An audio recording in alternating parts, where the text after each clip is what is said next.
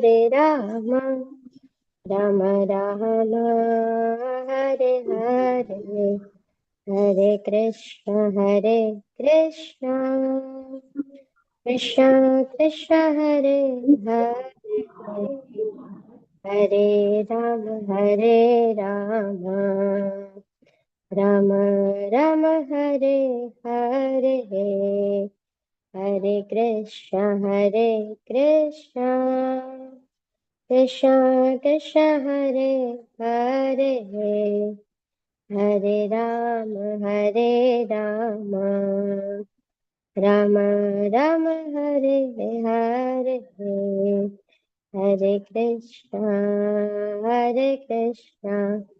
कृष्ण कृष्ण हरे हरे हरे राम राम राम हरे हरे हरे कृष्ण कृष्ण कृष्ण हरे हरे हरे राम राम राम हरे हरे हरे कृष्ण कृष्ण कृष्ण हरे हरे हरे राम राम राम हरे हरे हरे कृष्ण कृष्ण कृष्ण हरे हरे हरे राम राम राम राम हरे हरे कृष्ण प्रभु जी धन्यवाद। हरे कृष्ण। खूब खूब धन्यवाद मानसी माता जी, खूब सरस कीर्तन માટે. हरे कृष्ण हरि सुंदर प्रभु जी, हरे वेलकम. कृष्णा प्रभु जी, हरे दंडवत कृष्ण प्रणाम। प्रभु जी, विक्रमी कृष्ण हरे प्रभु, कृष्ण अतुला माता जी, हरे हरे कृष्ण. कृष्ण प्रभु जी, हरे कृष्ण मित्रविंदा माता जी, हरे हरे कृष्ण. कृष्णा जयेंद्र हरे प्रभु, कृष्ण आरती प्रभु माता जी, जी, हरे हरे कृष्ण कृष्ण. आरती पटेल माता जी, हरे कृष्ण. हरे कृष्ण प्रभु जी, धन्यवाद प्रणाम प्रभु हेतल जी। माता जी, विशाल प्रभु वेलकम. शिल्पा माता हरे जी, हरे कृष्ण कृष्ण. प्रभु जी, हरे कृष्ण हरे वेलकम. हिरल कृष्ण पटेल माता जी, हरे मुकेश कृष्ण मकवाणा प्रभु जी, प्रभु, हरे कृष्ण. हिरल पाठक माता जी, हीना माता जी, हरे कृष्ण. हरे कृष्ण प्रभु जी, हरे कृष्ण. तेजल माता जी, अर्चना हरे माता जी, कृष्ण प्रभु जी, हरे कृष्ण वेलकम. जयंत प्रभु વેલકમ.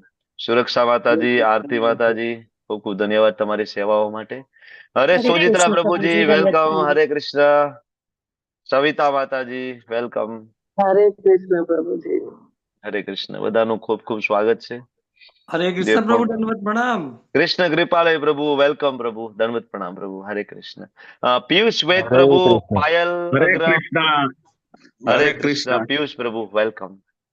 પાયલ માતાજી, હરે हरे કૃષ્ણ. कृष्ण हरे कृष्ण અમિત આસર પ્રભુ, अर्चना माता जी एंड भानुबेन कावठिया माता जी, दिलीप ठक्कर प्रभु, ध्रुति माता जी, गीता प्रिया व्रजरानी माता जी, हेतल हरे जोशी कृष्ण प्रभु माता जी, जी, हरे कृष्णा. हेतल सोनी माता जी, सुनील वहाणे प्रभु, हरे कृष्णा. हरे कृष्ण हरे Krishna yes Prabhu ji welcome. Hare Krishna welcome. प्रभु जी, हरे कृष्ण. जिज्ञासा पित्रोड़ा माता जी, लता ठक्कर माता जी, हरे प्रकाश कृष्ण प्रभु कांसरा प्रभु, हरे कृष्ण. हरे आरती कृष्णा। पटेल माता, यस प्रभु जी वेलकम. हरे कृष्ण प्रभु जी, दंडवत प्रणाम। Bhartiben from Khambhat, Lilaben Kanavani, welcome. हरे कृष्ण.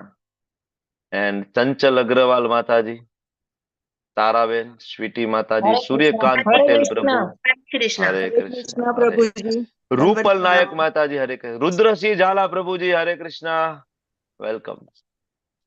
मोना माताजी, हरे मानसी कृष्ण माताजी, हरे कृष्ण, हरे कृष्ण.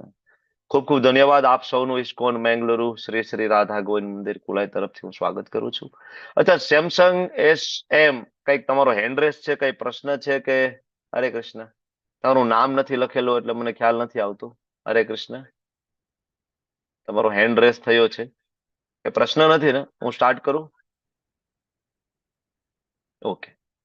ખૂબ ખૂબ સ્વાગત છે આપનું ઇસ્કોન મેંગલુરુ શ્રી શ્રી રાધા ગોવિંદ મંદિર કુલાઈ તરફથી. શ્રીમદ ભગવદ્ ગીતા લેવલ 1 18 દિવસ 18 અધ્યાય અને આજે આપણે બીજા અધ્યાયની ચર્ચા કરવા માટે આપણે આગળ વધી રહ્યા છીએ. ગઈકાલે આપણે પહેલા અધ્યાયની ચર્ચાઓ પૂર્ણ કરી ચૂક્યા છીએ. અધ્યાયની શરૂઆત કરતા પહેલા ભગવાન શ્રી શ્રી રાધા ગોવિંદજીના ચરણોમાં ખૂબ ભાવપૂર્વક પ્રેમપૂર્વકની પ્રાર્થના આપણે બધા સાથે મળીને અર્પણ કરશું, જેને મંગલાચરણ તરીકે ઓળખવામાં આવે છે. કોઈ પણ શુભ કાર્ય કરીએ તો તમને ખ્યાલ છે આપણે પેલા મંગળતાને આવકારીએ છીએ. મંગલાચરણ એટલે મંગળતાને આવકારવું, આપણને આશીર્વાદ પ્રાપ્ત થાય છે. બરાબર, તો એવું મંગલાચરણ આપણે બધા સાથે મળીને લઈશું. ઓમ અજ્ઞાનતિમિરાન્ધસ્ય જ્ઞાનાંજન શલાકયા ચક્ષુરુન્મિલિતમ યેન તસ્મૈ શ્રી ગુરુવે નમઃ. શ્રી ચૈતન્ય મનોભીષ્ટમ સ્થાપિતમ યેન ભૂતલે સ્વયં રૂપ કદા મહ્યમ દદાતિ સ્વપદાંતિકમ. વંદેહમ શ્રી ગુરુ શ્રીયુતાપદકમલમ શ્રી ગુરુન વૈષ્ણવાંશ્ચ શ્રીરૂપમ સાગરજાતમ સહગણ રઘુનાથાન્વિતમ તમ સજીવમ સાદ્વૈતમ સાવધૂતમ પરિજન સહિતમ કૃષ્ણ ચૈતન્ય દેવમ શ્રી રાધા કૃષ્ણ પાદાન સહગણ લલિતા શ્રી વિશાખાન્વિતાંશ્ચ. હે કૃષ્ણ કરુણા સિંધુ દીનબંધુ જગતપતે ગોપેશ ગોપિકા કાંત રાધા કાંત નમસ્તુતે. તપ્ત કાંચન ગૌરાંગી શ્રી રાધે વૃંદાવનેશ્વરી વૃષભાનુ સુતે દેવી પ્રણમામિ હરિપ્રિયે. વાંછા કલ્પતરુભ્યશ્ચ કૃપા સિંધુભ્ય એવ ચ પતિતાનાં પાવનેભ્યો વૈષ્ણવેભ્યો નમો નમઃ. નમો વિષ્ણુપાદાય કૃષ્ણ પૃષ્ઠાય ભૂતલે શ્રીમતે ભક્તિ વેદાંત સ્વામિનિતિ નામિને. નમસ્તે સારસ્વતે દેવે ગૌરવાણી પ્રચારિણે નિર્વિશેષ શૂન્યવાદી પાશ્ચાત્ય દેશ તારિણે. જય શ્રી કૃષ્ણ ચૈતન્ય પ્રભુ નિત્યાનંદ શ્રી અદ્વૈત ગદાધર શ્રીવાસાદિ ગૌર ભક્ત વૃંદ. હરે કૃષ્ણ કૃષ્ણ કૃષ્ણ હરે હરે હરે રામ રામ રામ હરે હરે. હરે કૃષ્ણ પ્રભુજી. હરે હરે દંડવત કૃષ્ણ પ્રણામ જગન પ્રભુજી. માતા જય કૃષ્ણ. શ્રી માતાજી હરે રતિલાલ કૃષ્ણ પ્રભુ. હરે કૃષ્ણ પરેશ શાહ પ્રભુજી, ચારુ હરે સોની કૃષ્ણ. માતાજી. હરે કૃષ્ણ ચંદ્રિકા માતાજી, વેલકમ. ખૂબ ખૂબ હરે સ્વાગત છે કૃષ્ણ આપનું. પ્રભુજી. સુલોચના માતાજી, હરે કૃષ્ણ પ્રભુજી, દંડવત પ્રણામ. હરે કૃષ્ણ. પ્રણામ પ્રભુજી. દીપ્તિ હરે માતાજી, કૃષ્ણ પ્રભુજી. વેલકમ. હરે હરે કૃષ્ણ કૃષ્ણ. પ્રભુજી. હરે મીરા માતાજી, પ્રીતિ નાકર માતાજી, નીલપા ચૌધરી માતાજી. હરે હરે કૃષ્ણ કૃષ્ણ. પ્રભુજી, સાદર પ્રણામ. દંડવત પ્રણામ, વેલકમ. હરે કૃષ્ણ પ્રભુજી. બીના માતાજી, હરે કૃષ્ણ. પ્રભુજી. જિજ્ઞાસા હરે માતાજી, કૃષ્ણ welcome. પ્રભુ. હરે કૃષ્ણ. હરે કૃષ્ણ. વિક્રમ પંડ્યા પ્રભુજી, વેલકમ. શરૂઆત કરશું. તો ગઈકાલે આપણે પહેલા અધ્યાય ની ચર્ચાઓ કરી છે. નાનું એવું રિવિઝન આપણે શરૂઆત એવી રીતના કરશું કે થોડું આગલા અધ્યાયની ચર્ચા 5 મિનિટ કરી અને પછી આપણે આગળ અધ્યાય તરફ વધીએ, જેથી આપણે આગળના અધ્યાય સાથે થોડું કનેક્શન બની જાય. તો તમારે હાથ ઊંચો કરવાનો છે. હું પ્રશ્ન પૂછું કે ગઈકાલના અધ્યાયમાં તમે શું શીખ્યા? તમને કોઈ પૂછે કે ભાઈ પેલા અધ્યાયમાં શું આવે, તો તમે શું કહેશો? Open for all. જો ના આવડે તો ચિંતા કરવાની જરૂર નથી. બરાબર, કે ભાઈ મને ના આવડ્યું, મારું ખોટું પડ્યું. એકવાર ખોટું પડશે તો બીજી વાર સાચું પડશે, પણ કોઈ દિવસ હાથ જ ઉચ્ચાર નહીં કરીએ, કોઈ દિવસ જવાબ જ નહીં આપીએ તો આપણને આવડશે નહીં. બરાબર, એટલે બધાને જેવું આવડે એવું, જેટલું આવડે એવું. કોઈને એક જ લાઈન આવડતી હોય, કોઈને એક જ શબ્દ આવડતો હોય, ભાઈ કાલે આટલું ભણ્યા છે, મને આ યાદ છે, એટલું બોલો. હેમલતા માતાજી બોલો. હેમલતા માતાજી બોલો. હરે કૃષ્ણ પ્રભુજી.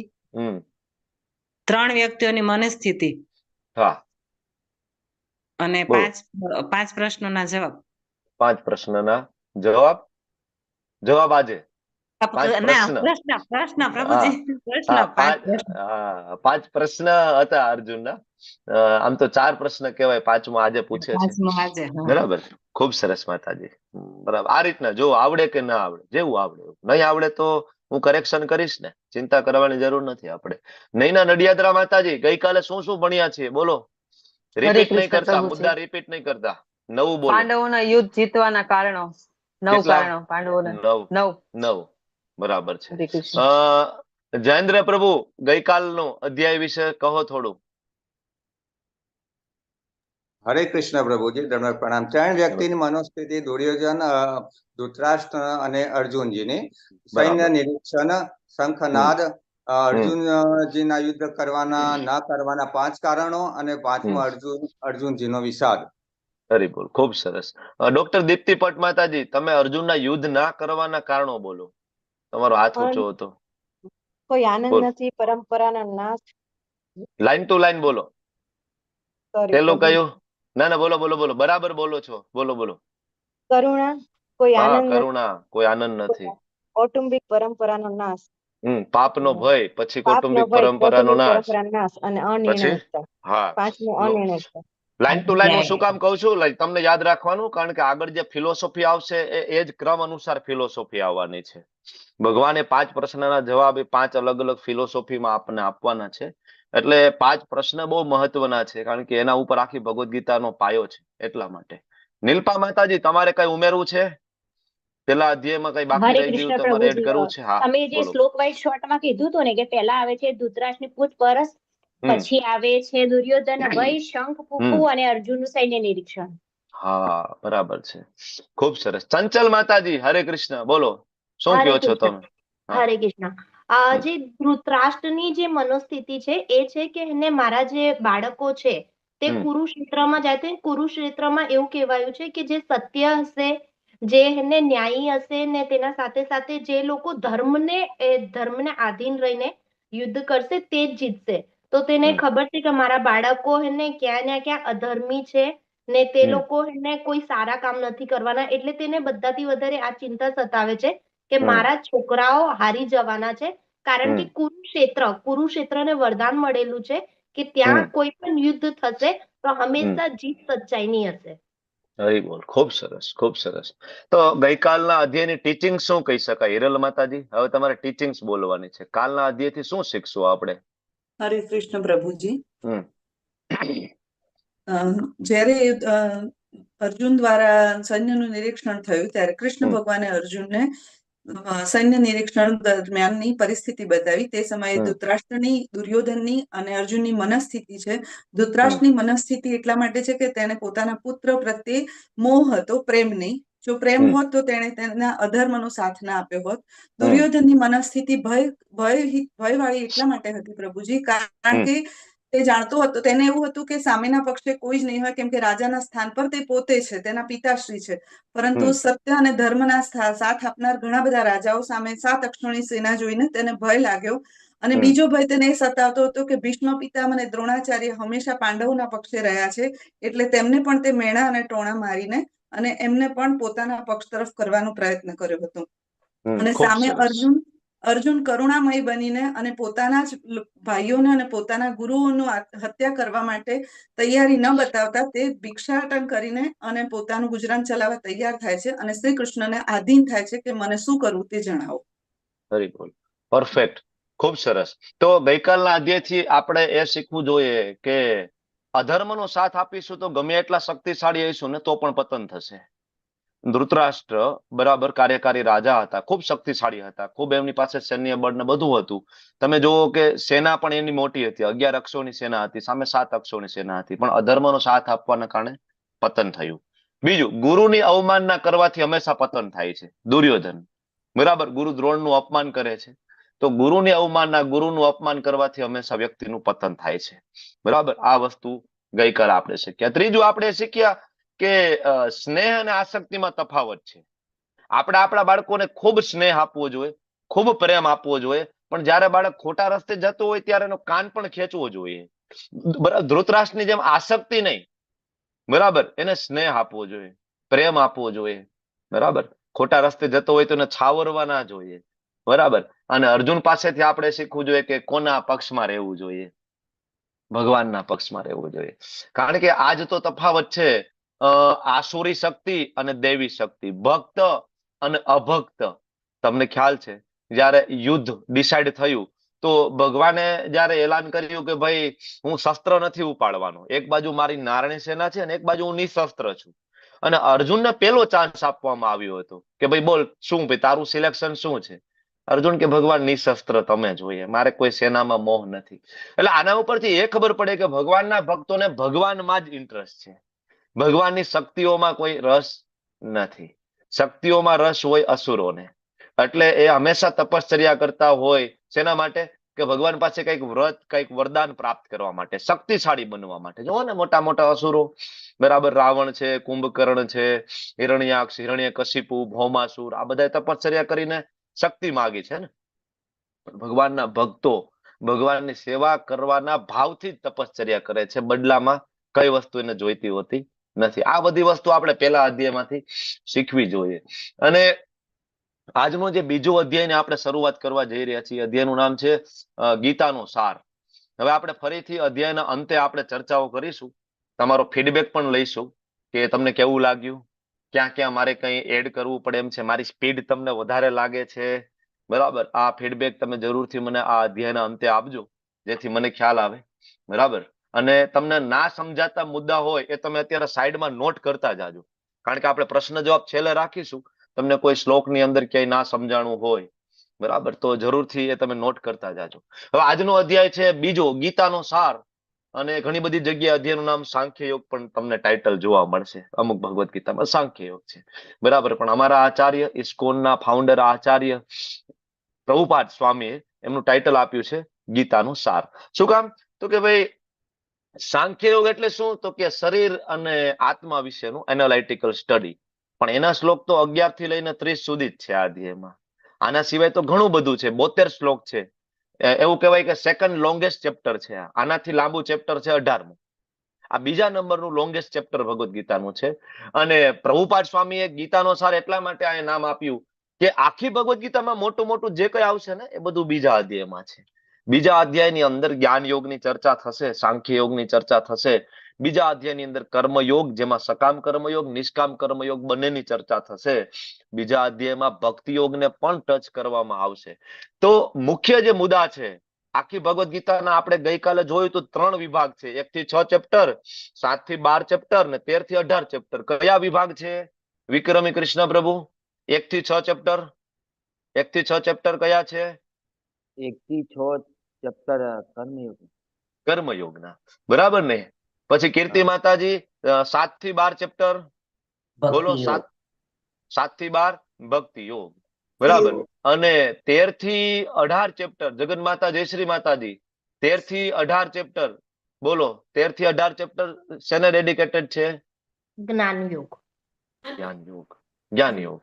ખૂબ સરસ. તો આવી રીતના જે આખી ભગવદ્ ગીતાની મુખ્ય 3 ફિલોસોફી, બરાબર, જ્ઞાન યોગ, ભક્તિ યોગ અને કર્મયોગ, એ બધું જ બીજા અધ્યાયમાં વર્ણવવામાં આવ્યું છે. એટલા માટે પણ આને ગીતાનો સાર કહેવાય છે. હવે આમ જોવો તો ભગવાન અને અર્જુન વચ્ચે જે ચર્ચા થઈ એ કઈ અધ્યાય વાઇઝ ચર્ચા નથી થઈ, બરાબર. ભગવાને કઈ અર્જુનને એવું નથી કીધું કે અર્જુન હવે અહીંયા પહેલો અધ્યાય આપણે પૂરો કરીએ છીએ અને ગીતાના સાર નામનો બીજો અધ્યાય હું તને સંભળાવું છું, અથવા તો સાંખ્ય યોગ નામનો બીજો અધ્યાય તને સંભળાવું છું. આવી રીતના ચર્ચા થઈ નથી, કારણ કે તો કન્ટિન્યુઅસ વાર્તાલાપ થયો છે ભગવાન અને અર્જુનની વચ્ચે. ભગવાન અને અર્જુન વચ્ચે કોન્સ્ટન્ટ વાત ચાલે છે. પછી આચાર્યો આવે, બરાબર, યુગ આચાર્યો આવે. અલગ અલગ યુગની અંદર જે આચાર્ય આવે એ આચાર્ય એ અલગ ધારો 700 શ્લોકનું એક ઝુમખું ભગવદ્ ગીતા જેને આપણે ઓળખીએ છીએ એમાંથી પણ વિભાજન કરવામાં આવે 700 માંથી, અને એક સરખા શ્લોક, એક સરખી ફિલોસોફીને એક અધ્યાય તરીકે પ્રેઝન્ટ કરવામાં આવે, જેથી આપણે બધા કળિયુગના જીવો છીએ કે આપણે એને ઇઝીલી સમજી શકીએ. જો આટલું સરળ કરીને આપ્યું તો પણ આપણને સમજાય છે ભગવદ્ ગીતા? બરાબર, આપણને નથી સમજાતી, બરાબર. આપણને પેલો અધ્યાય આપ્યો અર્જુન વિષાદ યોગ, એક સરખા શ્લોકનું ઝુમખું, પણ છતાં આપણને નથી સમજાયું. તો એના પછી ગુરુ શિષ્ય પરંપરામાં આવનારા અધિકારી પુરુષોએ વધારે સરળતાથી સમજાવવામાં આપણને મદદ કરે. તો આપણે ગઈકાલે જોયું તો એના પણ પેટા વિભાગ આપણે પાડ્યા કે ભાઈ એમાં દુર્યોધન છે એ શેને નિરીક્ષણ કરે છે, વચ્ચેના થોડા શ્લોક છે શંખનાદના છે, અને છેલ્લે 27 થી લઈને જે 42 શ્લોક સુધીની ચર્ચા છે એ અર્જુનના યુદ્ધના કરવાના કારણો છે. અત્યાર સુધી તમે લોકોએ ભગવદ્ ગીતા વાંચી હશે ને, ખાસ તો જે નવા પાર્ટિસિપન્ટ છે તમે વાંચી હશે ભગવદ્ ગીતા, પણ તમને એવું ક્યારે મળ્યું હતું કે પેલા અધ્યાયમાં અર્જુનના યુદ્ધ ના કરવાના કારણો પણ છે? તમને એવો ખ્યાલ હતો કે ભાઈ આ આખી ભગવદ્ ગીતાનો બેઝ પેલો અધ્યાય છે ને એ આ 5 પ્રશ્નો ઉપર આધારિત છે? આ તમને મળશે નહીં, તમે શોધવા જશો તો મળશે નહીં કે આમાં કરુણા અર્જુનનો પહેલો પ્રશ્ન છે, પાપનો ભય અર્જુનની બીજી દલીલ છે. કોઈ આનંદ નથી અર્જુનની ત્રીજી દલીલ છે. બરાબર, કૌટુંબિક પરંપરાનો નાશ થઈ જશે અર્જુનની ચોથી દલીલ ભગવાનની સામે, અને છેલ્લે અનિર્ણયતા પાંચમી દલીલ. તો આવું આપણને ડાયરેક્ટ જોવા જઈએ, વાંચવા જઈએ તો મળતું નથી. જયારે ગુરુ શિષ્ય પરંપરામાં આવીને આપણે જયારે સમજીએ ત્યારે આપણને આ ઇઝીલી સમજાય છે. બરાબર, એટલે માટે લેવલ 1 કોઈ 18 દિવસ વ્યવસ્થિત કરે તો એને ઓવરઓલ ભગવદ્ ગીતા સમજાઈ જાય. જેમ કે ગઈકાલનો અધ્યાય તમને કોઈ પૂછે તો તમને બહુ સરળતાથી જવાબ આપી શકો. હા, પેલા અધ્યાયની અંદર ભગવાનનો કોઈ શ્લોક નથી, જ્ઞાનની કોઈ શરૂઆત નથી, 3 વ્યક્તિની મનસ્થિતિ છે, ધૃતરાષ્ટ્ર છે, ભયભીત છે, અર્જુન છે એ કરુણાથી અભિભૂત થયા છે, અને દુર્યોધન ખૂબ ક્રોધે ભરાયેલા છે અને ડરની અંદર છે, અત્યારે ભયભીત થયેલા છે. બરાબર, ધૃતરાષ્ટ્ર શંકાશીલ છે, ભયભીત છે. તો આ 3 વસ્તુ, સૈન્ય નિરીક્ષણ થયું, શંખનાદ થયો, અને અર્જુને યુદ્ધ ના કરવાની 5 દલીલો ભગવાનની સામે મૂકી દીધી. પહેલો અધ્યાય પૂરો થઈ ગયો. હવે આ જે બીજા અધ્યાયની અંદર, હવે કોઈ કહેશે બીજા અધ્યાયને સરળ શબ્દમાં કેવો હોય, કોઈ પૂછે ભાઈ બીજા અધ્યાયમાં શું આવે, તમે કહેશો બીજા અધ્યાયમાં શું આવે? ગઈકાલના અધ્યાય સાથે કનેક્ટિંગ છે. બીજા અધ્યાયમાં શું આવશે? શું ચર્ચા કરશું આજે? અર્જુનના 5 પ્રશ્નોના જવાબ. અર્જુનના 5 પ્રશ્નોના જવાબ. સિમ્પલ. બરાબર, તમને કોઈ પૂછે કે ભાઈ બીજા અધ્યાયમાં શું આવે, તો ભાઈ પહેલા અધ્યાયમાં અર્જુને જે દલીલ રજૂ કરી, 5 કારણ, એ 5 પ્રશ્નના જવાબ, એટલે બીજો અધ્યાય પૂરો થઈ જાય છે. બરાબર, બીજા પછી અર્જુન નવા પ્રશ્ન લઈ આવે છે, સ્થિત પ્રજ્ઞાના લક્ષણો શું છે, કેવી રીતના બેસે છે, ચાલે છે, પણ મુખ્ય મુદ્દો 5 પ્રશ્નના જવાબ સાથે અધ્યાય પૂર્ણ થઈ જાય છે, બીજો અધ્યાય. બરાબર, તો અર્જુને યુદ્ધ ના કરવા માટેના 5 પ્રશ્ન જે આપ્યા, કારણ આપ્યા, તમારી સામે છે. કરુણા, કોઈ આનંદ નથી, પાપનો ભય, કૌટુંબિક પરંપરાનો નાશ થઈ જશે, અને છેલ્લે કે છે ભગવાન મને કઈ સમજાતું નથી, અનિર્ણયતા, નથી સમજાતું ભગવાન શું. બરાબર, અને ભગવાન આ બધા પ્રશ્નના જવાબ જો આ રીતના આપે છે. આ સ્લાઇડ બહુ મહત્વની છે. 5 પ્રશ્ન અને એના 5 જે જવાબ છે એના શ્લોક નંબર પણ આપ્યા છે, કે આટલાથી આટલા શ્લોકની અંદર આના જવાબ આપ્યા છે. કરુણાનો જવાબ ભગવાન 11 થી લઈને 30 શ્લોકની અંદર જવાબ આપશે. કોઈ આનંદ નથી 31 થી લઈને 37 શ્લોક. કરુણાનો જવાબ ભગવાન સાંખ્ય યોગથી આપશે, જ્ઞાન યોગ.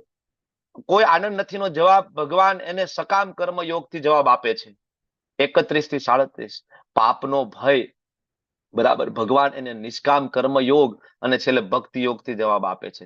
કૌટુંબિક પરંપરાના નાશની સામે ભગવાન એને વર્ણાશ્રમ ધર્મ સમજાવી રહ્યા છે, યુધિષ્ઠિર મહારાજ વિશે સમજાવી રહ્યા છે, અને છેલ્લે અનિર્ણયતા, બરાબર, એમાં ભગવાન એને પ્યોર ડિવોશનલ સર્વિસ, ભક્તિ યોગની સલાહ આપે છે. તો આવી રીતના 5 અલગ અલગ જે પ્રશ્ન, 5 અલગ અલગ એના જવાબ ભગવાન આ અધ્યાયની અંદર આપશે. હવે ભગવાન અર્જુનને એમ કહે છે કે અર્જુન, ભલે તારા ગુરુ રહ્યા, ભલે તારા દાદા સામે રહ્યા, તો યુદ્ધ કર અને એનો વધ કર, તારે બલિદાન આપવું પડશે. તો શું અર્જુન પેલા છે હિસ્ટ્રીમાં આવા? આની પેલા પણ કેટલા બધા લોકોએ બલિદાન આપ્યું છે. તમે લોકો ચેટ બોક્સમાં લખો, રિપીટર છે અને ખ્યાલ છે કે ભગવાનની પ્રસન્નતા માટે ઘણા બધા મહાન રાજાઓ, સંતો, મહંતોએ પોતાના ભાઈ, પતિ, પત્ની, ગુરુ નું બલિદાન આપ્યું છે. બરાબર, તો એવા એક્ઝામ્પલ આપણે થોડા ચર્ચા કરીએ. તો પિતા અને પુત્રના સંબંધની વાત કરીએ તો પ્રહલાદ મહારાજને આપણે બધા ઓળખીએ છીએ. ઓળખો છો ને પ્રહલાદ મહારાજને કે નથી ઓળખતા? નાનું એવું બાળક પ્રહલાદ, એમના પિતાજી હિરણ્યકશિપુ, એને મારી નાખવાની કોઈ પણ યોજના બાકી નથી રાખતા. બરાબર, પ્રહલાદ મહારાજ, અને છતાંય ભગવાન વિષ્ણુની ઉપાસના કરે છે, એના પિતાજીનો ત્યાગ કરે છે. ભગવાન નરસિંહદેવ પ્રહલાદ મહારાજ માટે પ્રગટ થાય છે અને હિરણ્યકશિપુને ફાડી નાખે છે. બરાબર, પિતાનો ત્યાગ કરી દે છે ભગવાનની પ્રસન્નતા માટે, કારણ કે પિતા અધર્મના માર્ગે છે. હરિયાશ્વ અને બહુલાશ્વ દક્ષના પુત્રો છે, હરિયાશ્વ અને બહુલાશ્વ.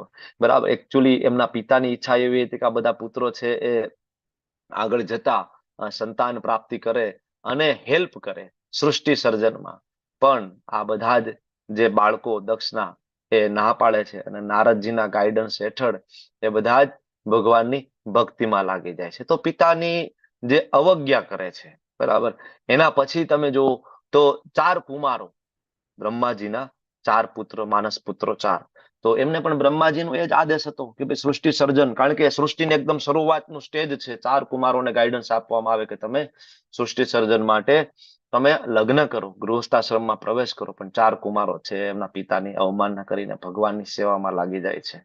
બરાબર, એના પછી એક્ઝામ્પલ આપણે જોઈએ તો મોટો ભાઈ, નાનો ભાઈ, તો રાવણ અને વિભીષણ આપણને યાદ આવે ને. વિભીષણે રાવણનો ત્યાગ કર્યો ને, ખૂબ શક્તિશાળી હતો. રાવણ ખૂબ જ્ઞાની હતો, પ્રકાંડ જ્ઞાતા હતો વેદોનો.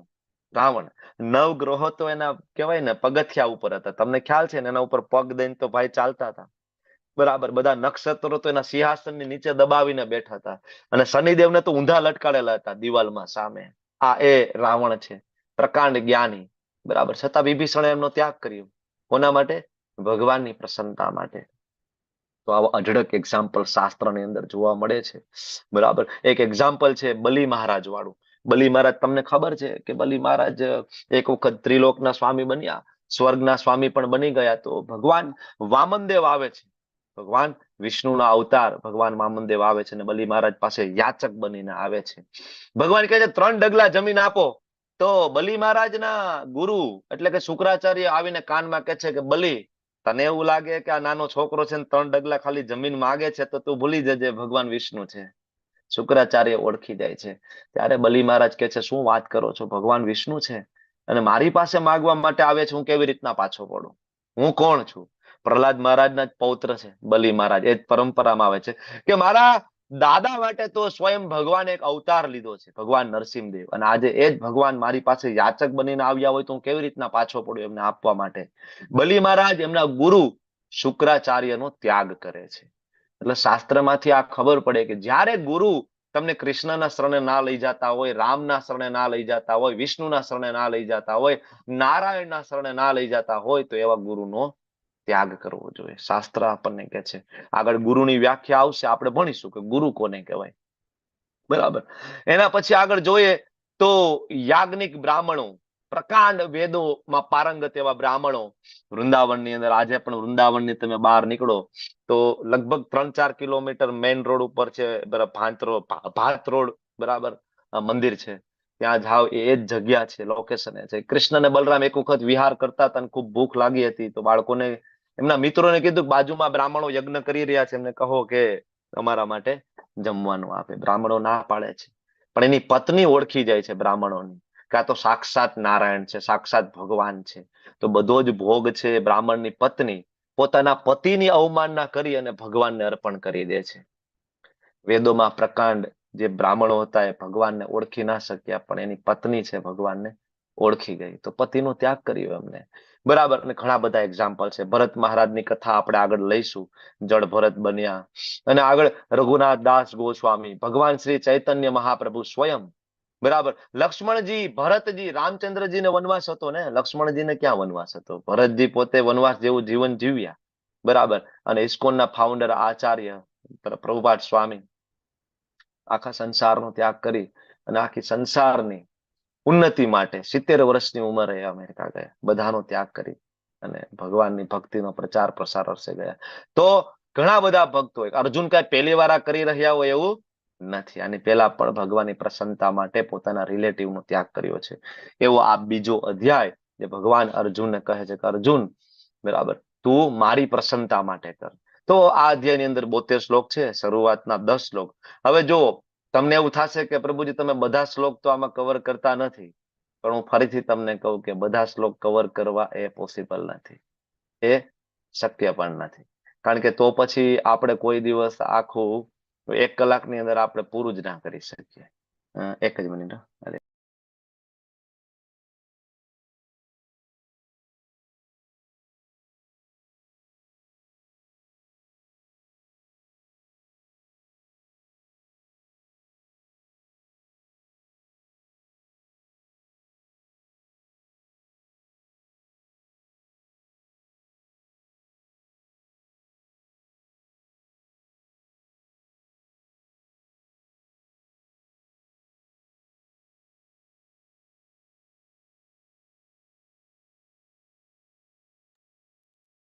હરે કૃષ્ણ. મારો અવાજ આવે છે? બરાબર છે ને? વાઈફાઈ વીક હતું એટલા માટે.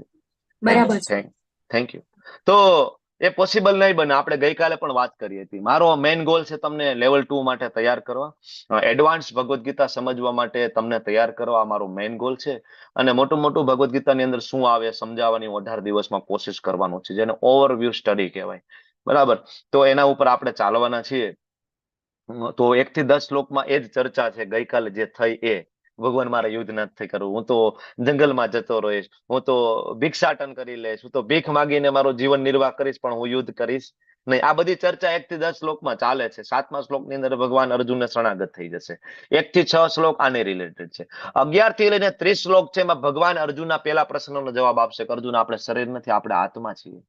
તો હવે 11 થી લઈને 30 શ્લોકમાંથી મહત્વના 3-4 શ્લોક આપણે લઈશું, તો આ બાકીના બધા શ્લોક સમજાઈ જશે તમને.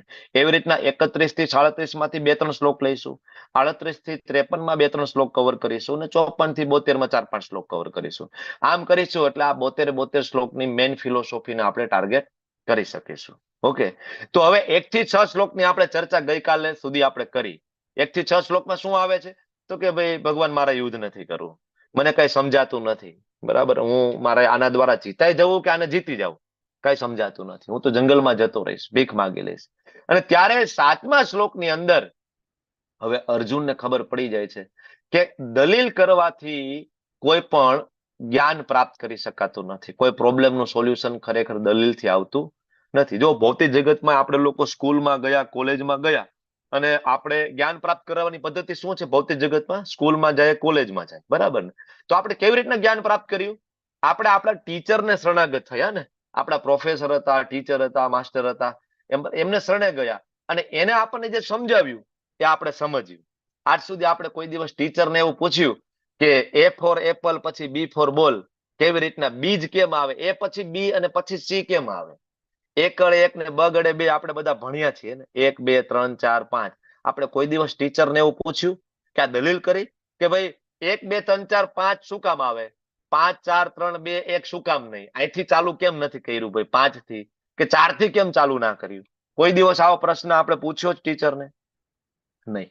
ટીચર આપણને કીધું કે ભાઈ ABCD, બરાબર, ટીચરે આપણને કીધું કે 1 2 3 4 5 ક ખ ગ ઘ, આપણે સ્વીકારી લીધું, આપણે એક ઘૂંટ્યું, લખ્યું, અને એ ટીચરના શરણે જઈને ટીચરે આપણને જેમ શીખડાવ્યું એમ શીખીને આજે તમે હું કઈક પોસ્ટ અને પોઝિશન ઉપર છીએ. મારી માતાઓ ગૃહિણીઓ છે, કઈક છે આપણી પાસે જે કઈ જ્ઞાન છે અત્યારે, જે કે આપણે વાંચી શકીએ છીએ, લખી શકીએ છીએ, સમજી શકીએ છીએ. કઈ રીતના? પદ્ધતિ શું હતી? તો કે ભાઈ ટીચરનું આપણે માન્યા, ટીચરના શરણે ગયા. દલીલ કરવાથી કોઈ પ્રશ્નનો જવાબ મળે નહીં. હા, જિજ્ઞાસાવશ પ્રશ્ન પૂછી શકાય, દલીલ કરવી અને જિજ્ઞાસા કરવી બે વસ્તુ જુદી જુદી છે. અને આપણે તો હંમેશા બધાને પ્રશ્ન પૂછવા માટે ઉત્સાહિત કરીએ છીએ. એટલા માટે જો આખો 1 કલાકનો ક્લાસ ચાલે પછી સ્પેશિયલ 15 મિનિટ તમને આપશે પ્રશ્ન પૂછવા માટે, ભાઈ પૂછો પ્રશ્ન, આપણે ઉત્સાહિત કરીએ છીએ. તો જિજ્ઞાસાવશ પ્રશ્ન પૂછવા, પણ દલીલ કરવાથી જવાબ નહીં મળે. તો અહીંયા અર્જુન હવે ભગવાનને શરણાગત થાય છે. અર્જુનને ખબર પડી ગઈ કે આ રીતના તો કોઈ સમાધાન થવાનું નથી, એટલે અર્જુન ભગવાનના શરણે જાય છે. 7મા શ્લોકમાં ખરા અર્થમાં જોવો તો અહીંથી ભગવદ્ ગીતાનો ટર્નિંગ પોઈન્ટ ચાલુ થાય છે. અત્યાર સુધી અર્જુન અને કૃષ્ણની મિત્રવત ચર્ચા થતી હતી. અર્જુન એવું માનતા હતા કૃષ્ણ મારા મિત્ર છે, એટલે અર્જુન દલીલ કરતા હતા ભગવાનની સામે. પણ હવે અર્જુનને ખબર પડી ગઈ કે ના, મિત્રવત ચર્ચાથી ચાલશે નહીં. એટલે હવે અર્જુન ભગવાનને શું કહે છે? કાર્પાન્ય દોષો પહત સ્વભાવ પૃચ્છામિ ત્વામ ધર્મ સમ્મૂઢ ચેતા યશ્રેયસ્યાત નિશ્ચિતમ બ્રૂહિ તન્મે શિષ્યસ્તેહમ સાધિ મામ ત્વામ પ્રપન્નમ. કે હે પ્રભુ, હવે હું તમારો શિષ્ય છું. શિષ્ય તે અહમ, અહમ એટલે હું, શિષ્ય હું તમારો શિષ્ય છું. તમે મારા ગુરુ પદ ઉપર બિરાજમાન થાવ. મિત્રવત ચર્ચા નહીં પ્રભુ, હવે તમે મારા ગુરુ પદ ઉપર બિરાજમાન થાવ, તમે મારા ગુરુ બનો, હું તમારો શિષ્ય બનું છું. અને કાર્પાન્ય દોષો પહત સ્વભાવ, હું તો કૃપણ છું, મને કઈ ખબર નથી પડતી. આ ભાવ આપણો હોવો જોઈએ. ભગવદ્ ગીતા આપણે શીખીએ, સમજીએ, બરાબર, તો આપણે આપણા પૂર્વગ્રહ લઈને ચાલીશું, બરાબર, તો ભગવદ્ ગીતા કેવી રીતના સમજી શકીશું? આપણે એ ભાવથી ભગવદ્ ગીતાને સમજવી પડશે કે ભાઈ મને ખબર નથી પડતી, મને આવડતું નથી. અધિકારી પુરુષ જે હોય, 4 મુખ્ય પરંપરા છે, 4થા અધ્યાયમાં આપણે ચર્ચા કરવાના છે. એની પાસે જઈને પૃચ્છામિ, પૂછવું જોઈએ કે ભાઈ મને નથી સમજાતું. તો યત શ્રેય, અર્જુન આખી ભગવદ્ ગીતામાં જ્યારે જ્યારે ભગવાનને કંઈક પૂછે ને ત્યારે ભગવાનને કહેશે પ્રભુ યત શ્રેય, મારું શ્રેય શેમાં છે મને કહો. શબ્દ 2 છે, શ્રેય અને બીજો શબ્દ છે પ્રેય. પ્રેય એટલે ટૂંકા ગાળાનો ફાયદો, નજીકનો ફાયદો, અને શ્રેય એટલે લાંબા ગાળાનો ફાયદો.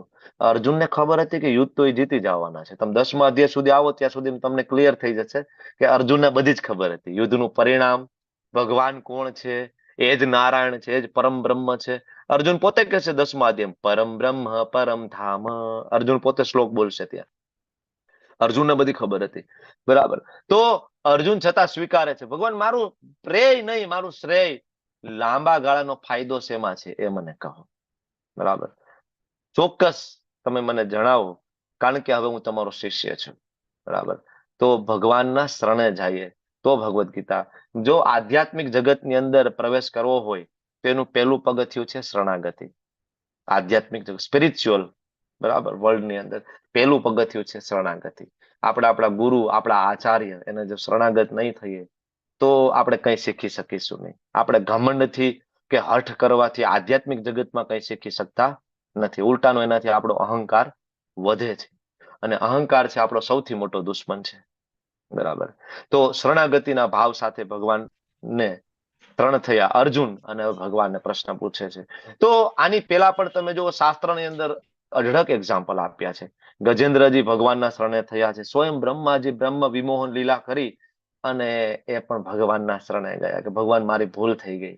ખબર છે ને, તમે લોકો ભાગવત સાંભળ્યું છે ને, બ્રહ્મ વિમોહન લીલા ખ્યાલ છે કે નથી ખ્યાલ? સ્વયં બ્રહ્માજી જેને ભગવાન કૃષ્ણને શિરોદક્ષાય વિષ્ણુને પ્રાર્થના કરી કે ભગવાન તમે અવતાર લો. બરાબર, શિરોદક્ષાય વિષ્ણુને. અને એ ભગવાન વિષ્ણુ જયારે કૃષ્ણ તરીકે પ્રગટ થયા તો બ્રહ્માજી એ જ ભૂલી ગયા કે આ ભગવાન છે. બરાબર. તો બ્રહ્માજી પોતે ભગવાનની પરીક્ષા લેવા માટે ગયા.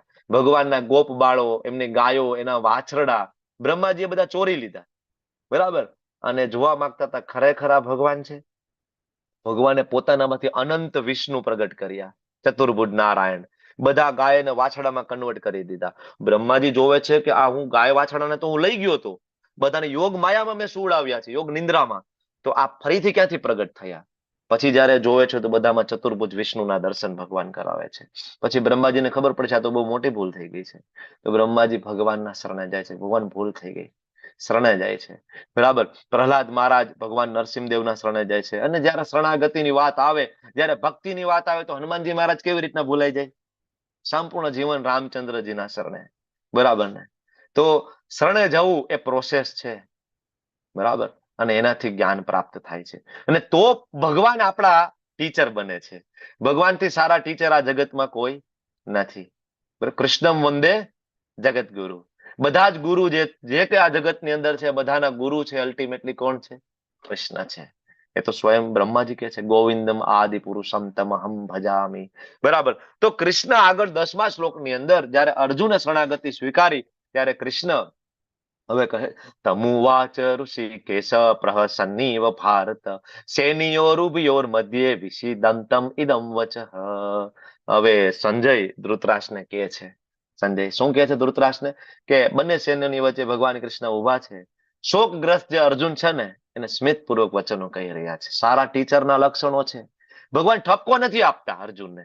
વિચાર કરો કે ભગવાનની જગ્યાએ કોઈ સામાન્ય હોય, આપણે કે તમે હોય, અને ધારો કે સૈન્ય ભૂમિ ઉપર અર્જુન આપણને એમ કે હવે મારે યુદ્ધ નથી કરવું, મારા દાદા છે ને મારા ગુરુ સામે છે, તો આપણે હોય તો શું કહીએ? તો ભાઈ પેલા તને ખબર નથી કે તારા દાદા ને તારા ગુરુ સામા પક્ષમાં જ છે, અને અહીંયા યુદ્ધ જ કરવાનું છે, અહીંયા ગળા જ કાપવાના છે, અહીંયા લોહીની નદીઓ વહેવાની છે, અને હવે તું જયારે બે બાજુ, એક બાજુ 11 અક્ષોની સેના, એક બાજુ 7 અક્ષોની સેના ગોઠવાઈ ગઈ છે, અને હવે તું એમ કહે છે કે મારે યુદ્ધ નથી કરવું? અત્યારે જયારે શંખનાદ થઈ ગયો છે, યુદ્ધ કરવા માટે બધા રેડી છે, છેલ્લી ઘડીએ તું એમ કે છો યુદ્ધ નથી કરવું? આપણે હોય તો ઠપકો આપીએ ને. ભગવાન ઠપકો નથી આપતા અર્જુનને, સ્મિત પૂર્વક સમજાવે છે. ભગવાન સારા ટીચર છે. એના 6 કારણો ભગવદ્ ગીતાની અંદર આપ્યા છે. પહેલું, આખો પહેલો અધ્યાયમાં ભગવાન એક શબ્દ પણ બોલ્યા નથી. સારા ટીચરના લક્ષણો છે. જયારે કોઈ પ્રશ્ન પૂછે તો પેલા શાંતિથી પ્રશ્ન સાંભળે. ભગવાને અર્જુનની બધી દલીલો શાંતિથી સાંભળી છે, મૌન રહ્યા છે. બીજું, ભગવાને ગીતાનું જ્ઞાન અર્જુનને ત્યારે આપ્યું જ્યારે અર્જુન શરણાગત થયા. આપણે પણ જયારે સ્કૂલ કોલેજમાં ભણતા હતા તો આપણે ટીચરને કઈ પૂછવા જતા હતા તો ટીચરની સામે દલીલ કરતા હતા કે ભાઈ તો ઠીક છે, થોડું ઘણું તમને આવડે છે, મને આવડે છે, એમ તો મેં વાંચ્યું છે ગુજરાતી ગણિત, એમ તો મને આવડે છે, એવું નહીં તમને જ આવડે છે, આ થોડોક પ્રશ્ન હતો એટલે પૂછવા આવ્યો, બાકી આવડે તો મને જ. આવું કહીએ તો કોઈ ટીચર આપણને શીખડાવે? નો શીખડાવે ને. ભાઈ તને આવડતું હોય તો ભાઈ તું ભણી લે ને તારી રીતે, તું શીખી લે. બરાબર, ભૌતિક જગતમાં શીખવાની આ જ પદ્ધતિ છે ને, શરણાગતિ. એમ ભગવાન અર્જુનને જ્ઞાન આપવાની શરૂઆત ત્યારે કરે છે જ્યારે અર્જુન શરણાગતિ, અર્જુને સ્વીકાર્યું કે ભાઈ હું કૃપણ છું. અને ભગવાન અર્જુન ઉપર ગુસ્સો નથી કરતા, સ્મિતપૂર્વક. અને બધા પ્રશ્નના જવાબ ભગવાન સ્ટ્રેટ ફોરવર્ડ આપે છે. અને સાથે સાથે અર્જુનને હતોત્સાહ નથી કરતા કે અર્જુન લે તને આટલી ખબર નથી પડતી, ગુરુકુળમાં તું ભણ્યો. બરાબર, ભગવાન એને વારંવાર કહે છે પરંતપ, મહાબાહો, ગુડાકેશ, આવા શબ્દોથી અર્જુનને નવાજશે ભગવાન. ભગવાનની આ લાક્ષણિકતા છે. અને છેલ્લે બધું જ્ઞાન આપ્યા પછી 18મા અધ્યાયમાં ભગવાન અર્જુનને કહેશે અર્જુન બધું સમજાવી દીધું, ભગવાન કોણ છે, પરમાત્મા કોણ છે, બધું સમજાવી દીધું. હવે તને જે ઠીક લાગે એ કર. યથેચ્છસી તથા કુરુ. ભગવાન ફોર્સ નથી કરતા, તને ઠીક લાગે એમ કર. તો આ 6 છે સારા ટીચરના લક્ષણો ભગવદ્ ગીતામાંથી આપણને મળે છે. તો આખી ભગવદ્ ગીતાની અંદર ખૂબ મહત્વનો મુદ્દો છે કે જ્યારે જ્યારે ભગવાન શ્રી કૃષ્ણ કોઈ શ્લોક બોલે છે ત્યારે ત્યાં લખવામાં આવે છે શ્રી ભગવાન ઉવાચ. બરાબર ને? કોઈ પણ ની ભગવદ્ ગીતા લઈ લો, કોઈ પણ મત પથ સંપ્રદાય, ભલે કૃષ્ણને ભગવાન માનતા હોય કે ના માનતા હોય, પણ ભગવદ્ ગીતા વાંચતા હોય તો એમાં શ્રી ભગવાન ઉવાચ જ આવે. કારણ કે વેદવ્યાસજીને ખબર હતી કે ભગવાન કોણ છે. અચ્છા, લખનાર કોણ છે ભગવદ્ ગીતા? હેન્ડ રાઇટિંગ કોના છે? હુઝ હેન્ડ રાઇટિંગ ભગવદ્ ગીતાની? ગણેશજી. વૈદિક સાહિત્ય, સંપૂર્ણ વૈદિક સાહિત્ય ને રિટન ફોર્મ ની અંદર આપણને આપવા વાળા ગણેશજી છે. વેદવ્યાસજી બોલતા હતા અને ગણેશજી છે લખી રહ્યા છે. ગણેશજી પણ લખે છે ભગવાન કોણ છે. ગણેશજીને ખબર છે શ્રી ભગવાન ઉવાચ.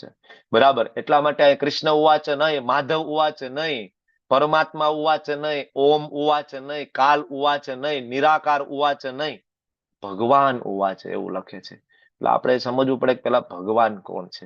જ્યાં સુધી આપણે કૃષ્ણને ભગવાન તરીકે નહીં સ્વીકારીએ ત્યાં સુધી આપણે સમજી નહીં શકીએ. ઘણા બધા ભગવાનને નિરાકાર સ્વરૂપે સ્વીકારે છે. તો નિરાકાર એટલે ભગવાનના શરીરમાંથી નીકળતું તેજ. શ્રીમદ ભાગવતમ સ્કંદ 1 વાંચશો તેમાં બહુ ક્લિયર થશે. બરાબર, બ્રહ્મેતિ પરમાત્મેતિ ભગવતી શબ્દ તે પેલા જ સ્કંદની અંદર આ શ્લોક સુખદેવજી આપે છે કે ભગવાનને પ્રાપ્ત કરવા માટેના 3 તબક્કા છે. પેલું બ્રહ્મ, બ્રહ્મ એટલે ભગવાનના શરીરમાંથી નીકળતું તેજ.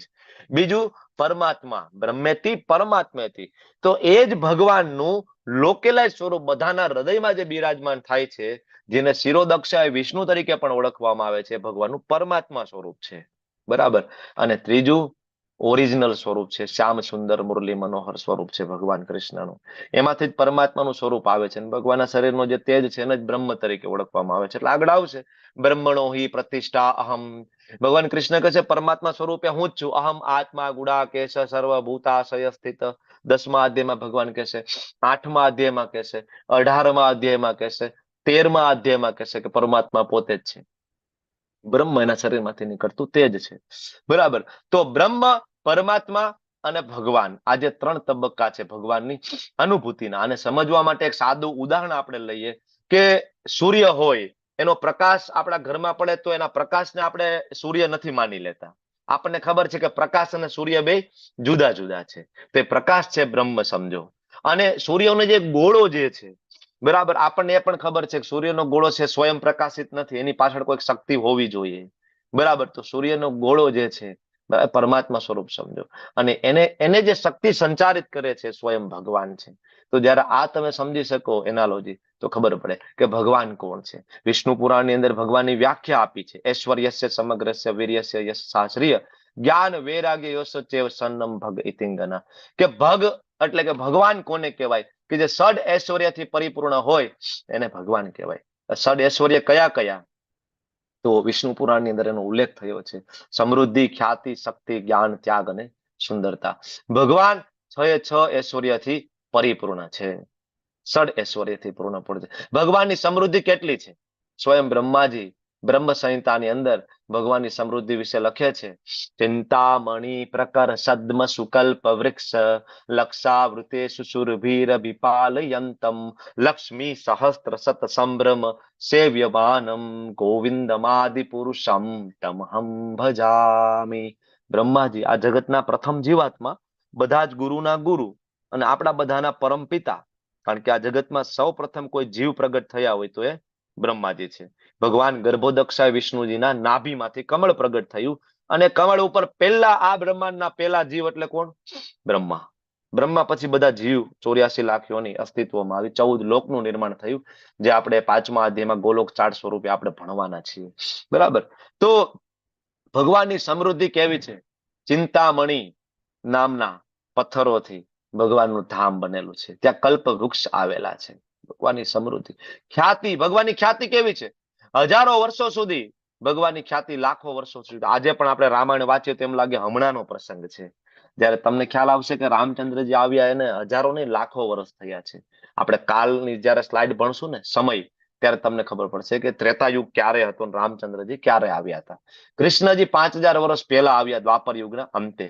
આજે પણ એવું લાગે, આજે પણ વૃંદાવન જાય તો એમ લાગે કે કૃષ્ણ લીલા હમણાં જ થઈ હોય. બરાબર, એવું લાગે ને.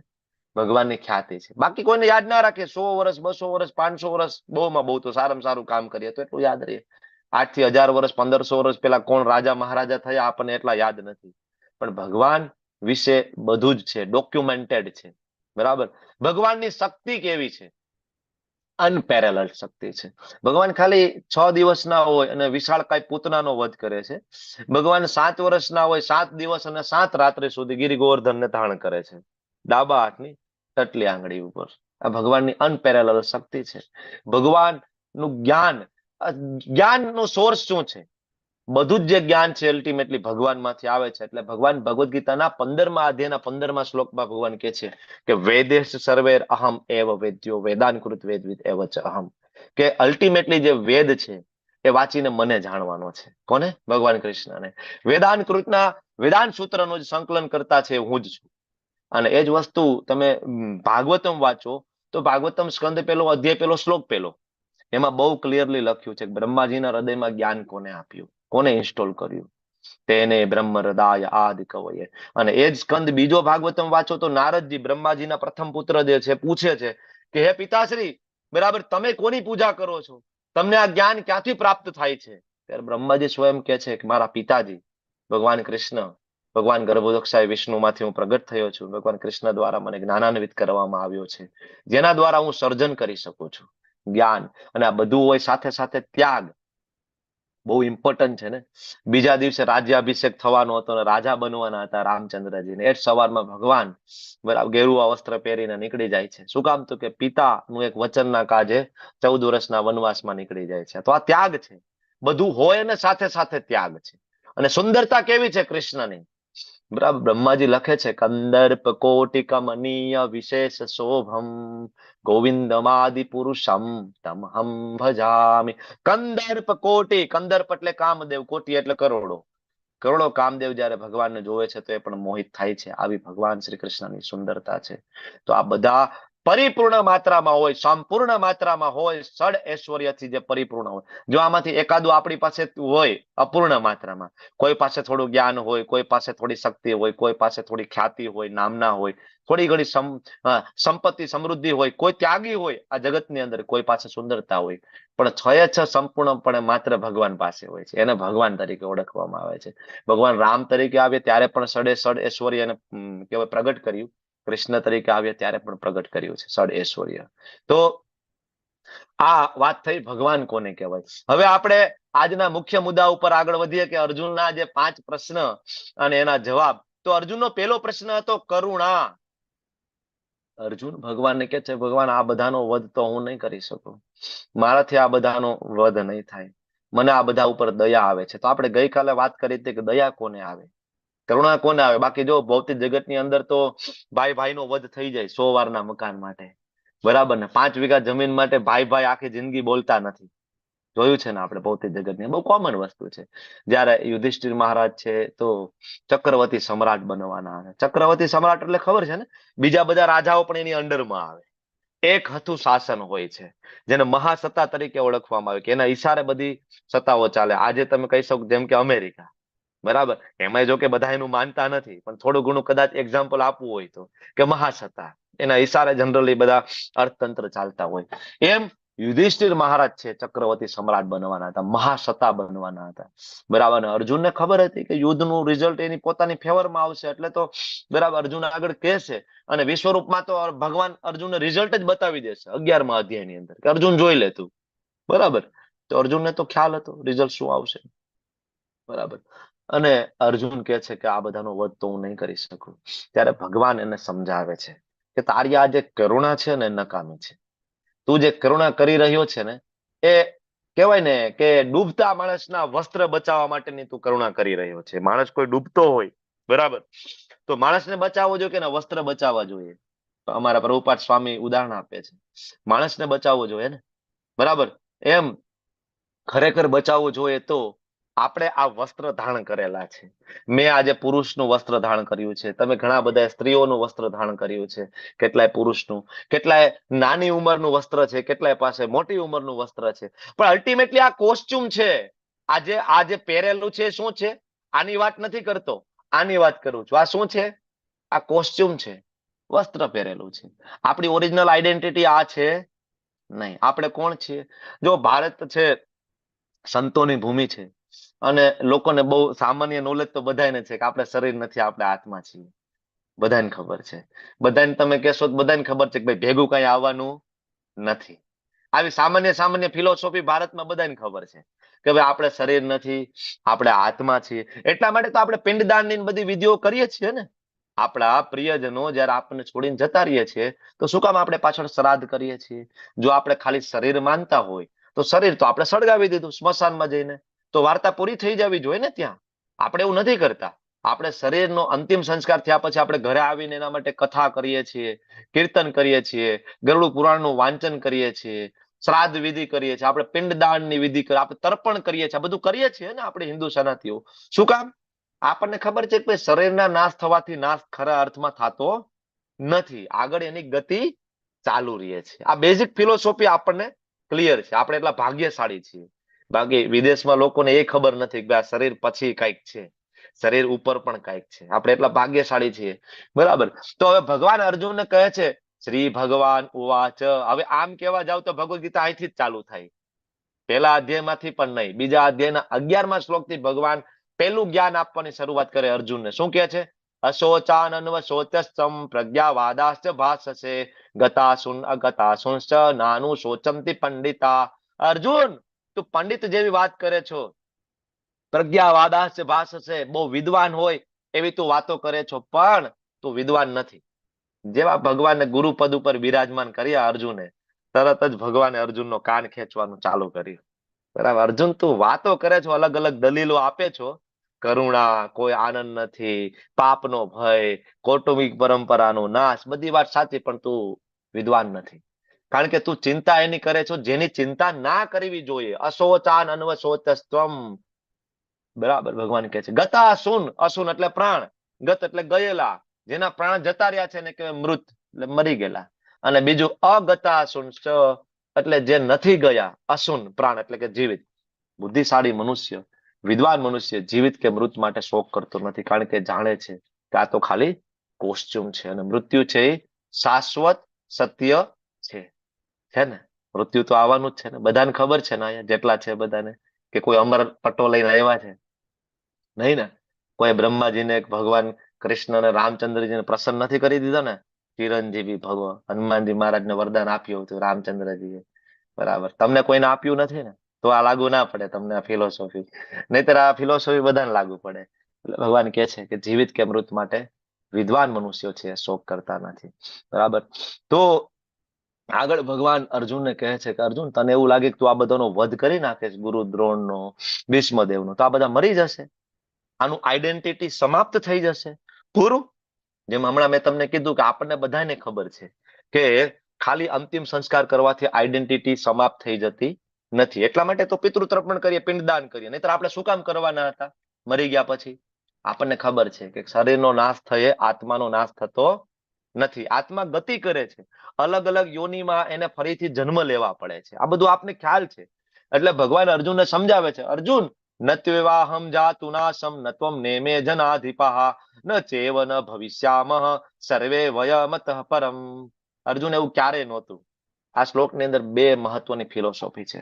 ભગવાન કહે છે કે અર્જુન એવું ક્યારે નહોતું કે હું ના રહ્યો હોય, કે તું ના રહ્યો હોય, કે આ રાજા. ભગવાન અર્જુનને કહેવા માંગે છે અર્જુન એવું નહીં માનતો. હું, તું અને રાજા પેલા પણ હતા, હું, તું અને આ બધા રાજા અત્યારે પણ છીએ, હું, તું અને આ બધા રાજાઓ આગળ પણ રહીશું. બીજું, ભગવાન અહીંયા શ્લોકની અંદર એ કહેવા માંગે છે કે અર્જુન તારી અને મારી આઈડેન્ટિટી જુદી છે. હું કૃષ્ણ તરીકે પેલા પણ હતો, અત્યારે પણ છું ને આગળ પણ કૃષ્ણ તરીકે રહીશ. ઘણા બધાને પ્રશ્ન થાય ને કૃષ્ણ તો દ્વાપરમાં આવ્યા, દ્વાપર પહેલા તો કૃષ્ણ હતા જ નહીં. તો ચોથા અધ્યાયમાં તમે આવશો તો વધારે પ્રકાશ પડશે કે કૃષ્ણ ક્યારે હતા ને ક્યારે નહોતા. ભગવાન એમ કે છે કે એવો એકેય સમય નહોતો કે એવો કે હું નહોતો, હું પેલા પણ હતો, અત્યારે છું, આગળ રહીશ. બીજું ભગવાન આ શ્લોકમાં એ પણ કહે છે કે જીવ પેલા પણ જીવ હતો, અત્યારે પણ જીવ છે અને આગળ પણ જીવ રહેશે. કોઈ દિવસ કોઈ જીવ તપશ્ચર્યા કરીને તપ કરીને પરમાત્મા બની શકતો નથી. આજકાલ સમાજની અંદર ખૂબ જોવા મળે છે કે તપ કરીને આપણે જ એક દિવસ ભગવાન બની જઈશું. તો આ શ્લોકમાં ભગવાન એ વસ્તુ પણ સમજાવી રહ્યા છે. બરાબર. હવે અર્જુનને જયારે ભગવાન એમ કે છે કે અર્જુન તને એવું લાગે છે કે ગુરુ દ્રોણ ને ભીષ્મનો વધ કરી દેશ તો મરી જશે? પેલા પણ હતા કોઈક શરીરમાં, આજે પણ છે અને આગળ પણ કોઈક શરીરમાં એ રહેવાના છે. તો અર્જુનને પ્રશ્ન થાય કે હું પેલાય હતો, હું અત્યારે છું અને હું આગળ પણ રહીશ તો હું કોણ છું? આવો પ્રશ્ન થાય ને, તો હું કોણ છું? એટલે હવે ભગવાન અર્જુનને જવાબ આપે છે દેહિનોસ્મિન યથા દેહે કૌમારમ યૌવનમ જરા તથા દેહાંતર પ્રાપ્તિ ધીરસ્તત્ર ન મુહ્યતિ. ધીર વ્યક્તિ હોય ને, હવે ભગવાન ઉદાહરણ આપીને સમજાવે છે કે જેવી રીતના આત્મા આ શરીરમાં બાળપણથી લઈને યુવાનીમાં, યુવાનીથી લઈને વૃદ્ધાવસ્થામાં એક જ આત્મા રહેલો છે. બરાબર. અને વૃદ્ધાવસ્થામાં જયારે આ શરીર આપણે છોડી દઈશું તો એ નવા શરીરની અંદર એન્ટર થઈ જશે આત્મા. બરાબર. તો ધીર પુરુષો આનાથી મૂંઝાતા નથી. ભગવાન અર્જુનને ઉદાહરણ આપીને સમજાવે છે. બરાબર. જો આજે ઘણા બધા છે, બરાબર, હરિસુંદર પ્રભુજી છે, આરતી માતાજી, તમારા નાનપણના ફોટા તમે જોવો તો એવા તમે દેખાવ છો? આરતી પટેલ માતાજી, અરે સુજિત્રા પ્રભુ, એકદમ નાનપણના ફોટા તમે જોવો તો તમારું શરીર એવું છે? એવું નથી. અને સાયન્સ પણ બરાબર 100% સ્વીકારે છે કે એવરી 7 years, દર 7 વર્ષે આ બોડીના દરેક સેલ બદલાઈ જાય છે. મતલબ આમ જોવા જઈએ તો દર 7 વર્ષે આપણું મૃત્યુ થાય છે. બરાબર. તો આજે કોઈ 35 વર્ષના હોય તો 5 વખત મરી ગયા છે, 5 વખત. બરાબર. સાયન્સની દ્રષ્ટિએ જોવા જાવ તો. અને બીજી રીતના જોવા જઈએ તો આ દરેક જે સેલ છે દરેક ક્ષણે નાશ પામે છે, દરેક ક્ષણે આ સેલ નવા બને છે. આપણે બાથરૂમમાં સ્નાન કરીને આવીએ ને તો કેટલા બધા ડેડ સેલ છે એ નીકળી જાય. તો ક્ષણે ક્ષણે આપણું મૃત્યુ થાય છે. દર 7 વર્ષે બોડીના બધા સેલ ચેન્જ થઈ જાય છે. બરાબર. અને એક આપણી અવધિ પૂરી થઈ જાય છે 65 વર્ષ, 70 વર્ષ, 80 વર્ષ, ત્યારે સંપૂર્ણ બોડી નાશ પામીને આત્મા બીજા શરીરમાં પ્રવેશ કરે છે. તો આ કઈ નવું નથી. આપણે રોજ થોડું થોડું મરી રહ્યા છીએ. આપણે તો બર્થડે બહુ ઉત્સાહથી સેલિબ્રેટ કરતા હોઈએ, પણ આમ જોવા જઈએ તો 1 વર્ષ ઓછું થઈ ગયું. બરાબર ને? એટલે ભગવાન અર્જુનને સમજાવે છે કે અર્જુન, જેવી રીતના બાળપણથી યુવાનીમાં, યુવાનીમાંથી વૃદ્ધાવસ્થામાં આત્મા પ્રવાસ કરે છે ને, બરાબર, એ આત્મા આગળ જતા બીજા શરીરમાં પ્રવાસ કરે છે. તો આના માટે બરાબર આત્માનો કોઈ જન્મ નથી, કોઈ મૃત્યુ નથી. એટલે અર્જુનને પ્રશ્ન થાય, અચ્છા તો હું આત્મા છું, તો પ્રભુ હું આ બધાનો વધ કરીશ તો આત્માનો નાશ નહીં થાય? ત્યારે ભગવાન અર્જુનને સમજાવે છે કે અર્જુન, નૈનમ છિંદંતિ શસ્ત્રાણી નૈનમ દહતિ પાવકઃ ન ચેનમ ક્લેદયંત્યાપો ન શોષયતિ મારુતઃ. આ શ્લોક તમે વાંચ્યો હશે શ્રદ્ધાંજલિમાં. તમે ન્યૂઝપેપર વાંચતા હોય, શ્રદ્ધાંજલિ કોલમમાં આ શ્લોક ઘણી બધી જગ્યાએ લખેલો મળે કે આત્માનો ક્યારે નાશ થતો નથી. એને શસ્ત્રથી કાપી ના શકાય, અગ્નિથી બાળી ના શકાય, પાણીથી ભીંજવી ના શકાય, પવનથી સૂકવી ના શકાય. એટલા માટે આ શરીરને આપણે બાળીએ છીએ સ્મશાનમાં, પછી આપણે ઘરે આવીએ છીએ પાછી બધી વિધિ કરાવીએ. શું કામ? આપણે જાણીએ છીએ કે શરીરને બાળવાથી આત્મા બળી જતો નથી. કોઈ ડૂબીને મરી ગયું હોય ડેમમાં, નદીમાં, બરાબર, તો એ ડેડ બોડી આપણે લઈ આવીએ છીએ તો આપણે જાણીએ છીએ કે શરીર ભલે ડૂબી ગયું પણ આત્માના ડૂબવાથી આત્માનો મૃત્યુ થઈ જતું નથી. એટલે ડૂબી ગયેલા હોય એના માટે પણ આપણે બધું કરીએ છીએ ને, વિધિ, પિંડદાનથી લઈને બધું વૈદિક વિધિ છે. આપણે બ્રાહ્મણોને બોલાવીને કરીએ છીએ ને, કારણ કે આપણે જાણીએ છીએ કે આત્માનું કોઈ મૃત્યુ નથી. તથા તો ભગવાન અહીંયા અર્જુનને પ્રોત્સાહન કરે છે કે તું બધાને મારી નાખ. ભગવાન એ સમજાવે છે કે અર્જુન, આ બધા અધર્મીઓ છે, બરાબર. અને અત્યારે જો એનો વધ થશે તો આ કુરુક્ષેત્ર છે ને આ ધર્મ ક્ષેત્ર છે. બીજું આમે ભીષ્મદેવ ગુરુ દ્રોણની ઉંમર તું જો, બરાબર. તો એવું લાગે કે અત્યારે તું એને નહીં મારે તો એ લોકો કઈ અમર તો છે નહીં. મરવાના તો છે ને, ઈચ્છા મૃત્યુનું વરદાન છે, અમરતાનું વરદાન નથી. મરવાનું કન્ફર્મ છે.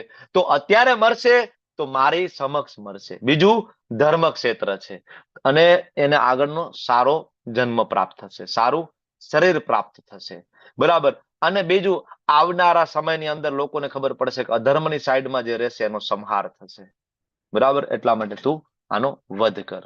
તો આપણે શરીર નથી, આપણે આત્મા છીએ. સરસ મજાની એક કથા શ્રીમદ ભાગવતમની અંદર ચિત્રકેતુ મહારાજની કથા છે.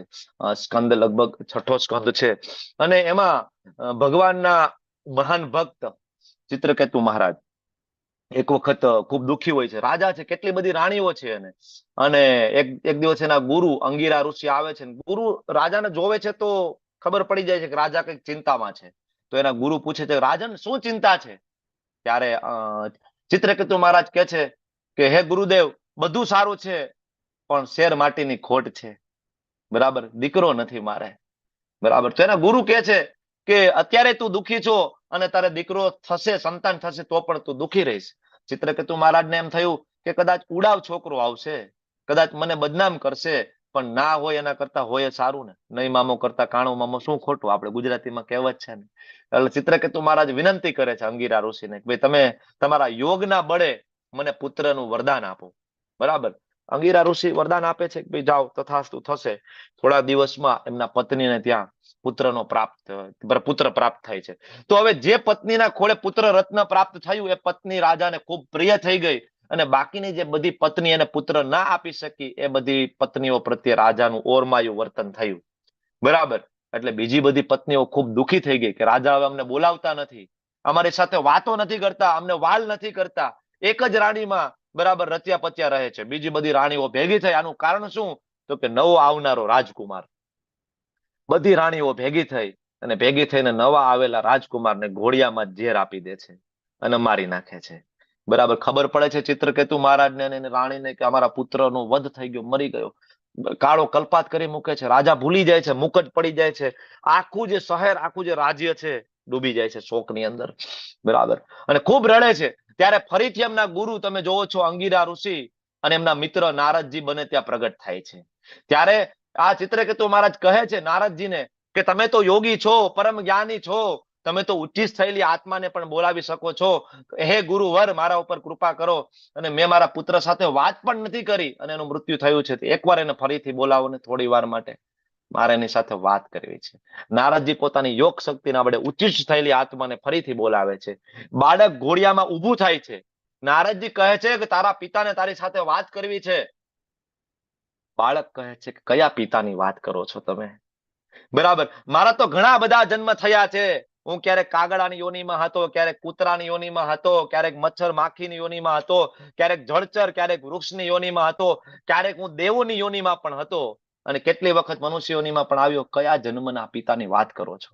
અને જ્યારે ચિત્રકેતુ મહારાજ આ વસ્તુ સાંભળે છે કે જે પુત્ર માટે હું કાળો કલ્પાત કરું છું એ તો મને ઓળખવા માટે પણ આજે તૈયાર નથી. કેટલા બધા પિતા છે આગળ, બરાબર. કારણ કે આત્મા ને આત્મા સાથે કોઈ સંબંધ નથી. આત્માનો સંબંધ માત્ર ભગવાન સાથે છે, પરમાત્મા સાથે છે.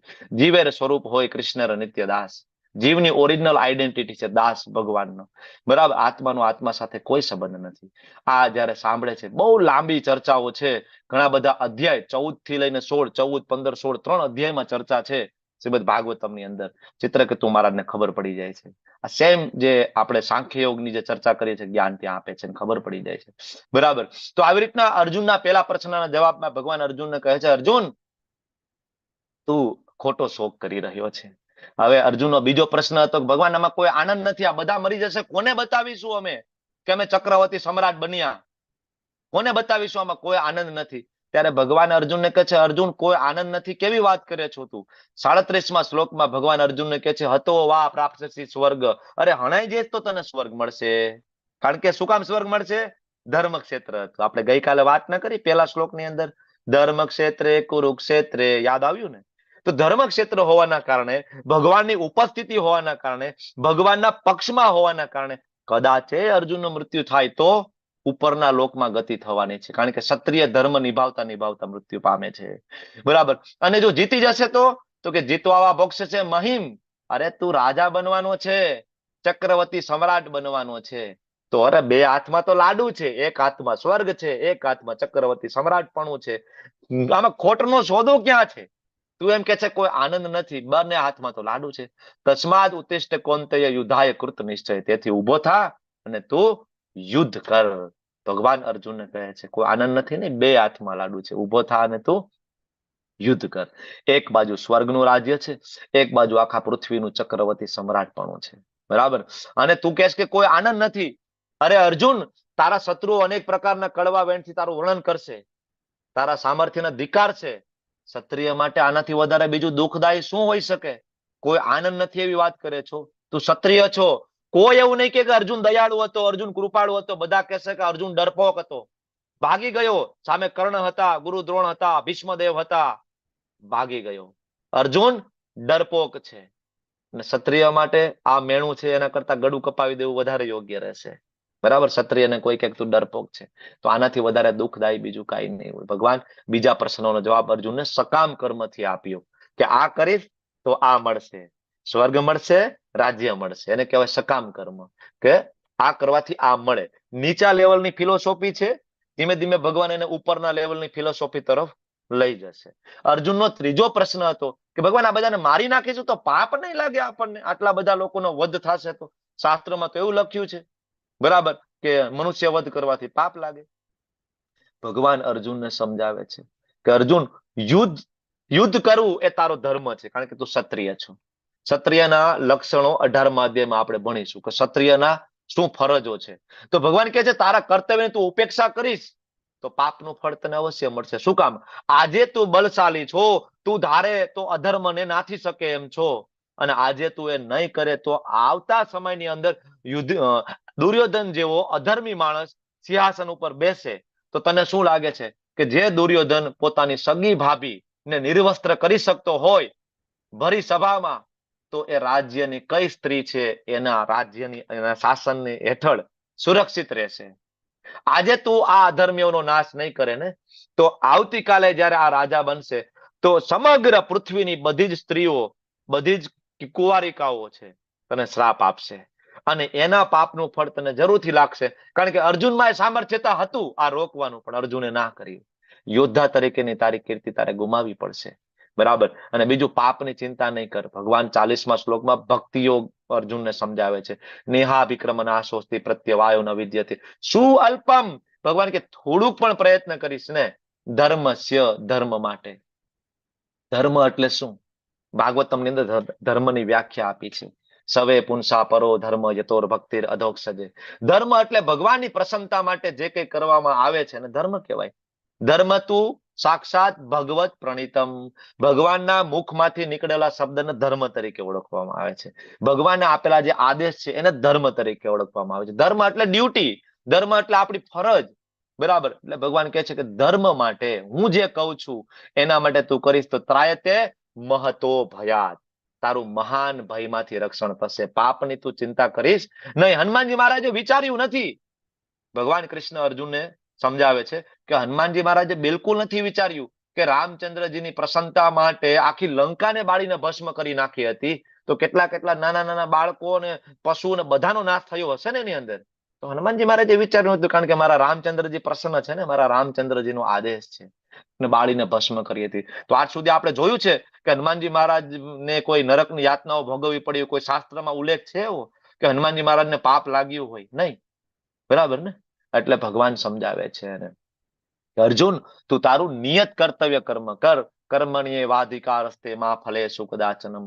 ફળ ઉપર તારો અધિકાર નથી, તું કર્મ કર. હું તને જે રીતના કહું છું, મા કર્મ ફલે હેતુર્ભુ માતે સંગોસ્ત્વા કર્મણી. કદાપી પોતાના કર્મના ફળોનું તું કારણ નહીં માનીશ, અને તું કર્મ કર જે રીતના હું કહું છું. આ જ શ્લોક જે છે, ઘણા બધાને એમ થાય કે આ ભગવદ્ ગીતાનો સેન્ટર શ્લોક છે, કર્મની વાત. આ સેન્ટર શ્લોક નથી, આ લોઅર લેવલ ફિલોસોફી છે. આ શ્લોકને જયારે આગળના શ્લોક 3જા અધ્યાય સાથે તમે કનેક્ટ કરશો, યજ્ઞ અર્થાત કર્મણો અન્યત્ર, ત્યારે ખરા અર્થમાં શ્લોક પૂરો થશે, બરાબર. આગળ આપણે ભણવાના છીએ.